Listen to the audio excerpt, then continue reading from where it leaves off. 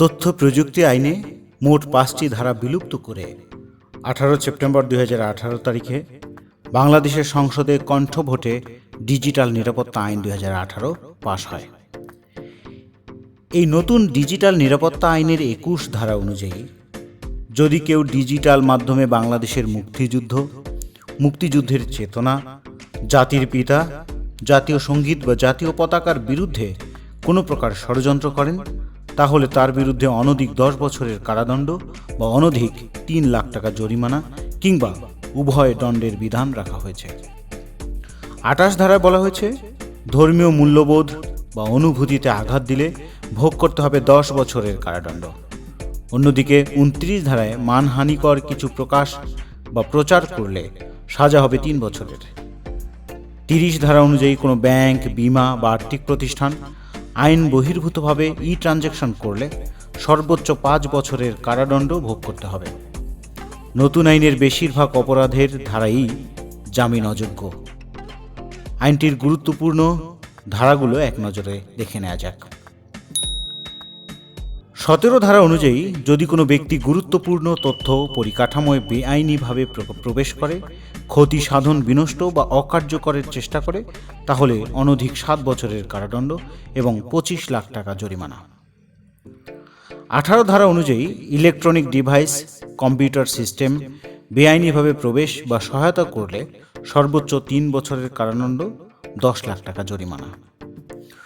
19 ধারা মতে বেআইনিভাবে যদি কোনো ব্যক্তি কোনো কম্পিউটার বা কম্পিউটার সিস্টেম হতে কোনো উপাত্ত ভাণ্ডার, তথ্য বা উদ্ধৃতাংশ সংগ্রহ করেন বা কোনো উপাত্তের অনুলিপি সংগ্রহ করেন, তাহলে সর্বোচ্চ 7 বছরের কারাদণ্ড, জরিমানা 10 লাখ টাকা।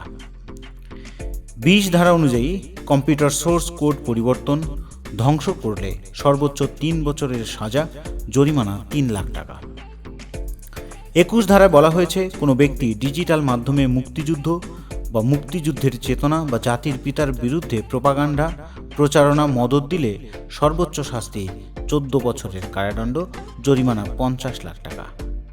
27 ধারায় বলা হয়েছে যদি কোনো ব্যক্তি রাষ্ট্রীয় অখণ্ডতা, নিরাপত্তা ও সার্বভৌমত্ব বিপন্ন করে এবং জনগণের মাঝে ভয়ভীতি সঞ্চারের জন্য কোনো ডিজিটাল মাধ্যম বৈধ প্রবেশের প্রতিবন্ধকতা সৃষ্টি করে বা করায়, তাহলে সর্বোচ্চ সাজা 14 বছর কারাদণ্ড, জরিমানায় 1 কোটি টাকা।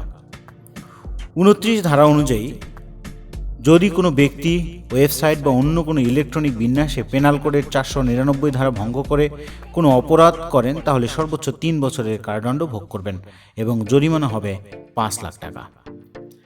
32 ধারা মতে যদি কোনো ব্যক্তি বেআইনি প্রবেশের মাধ্যমে কোনো সরকারি, আধা সরকারি ও স্বায়ত্তশাসিত প্রতিষ্ঠানের অতি গোপনীয় বা গোপনীয় তথ্য ডিজিটাল বা ইলেকট্রনিক মাধ্যমে প্রেরণ, ধারণ ও সংরক্ষণ করেন বা সহায়তা করেন, তাহলে সর্বোচ্চ 14 বছরের সাজা, 25 লাখ টাকা জরিমানা।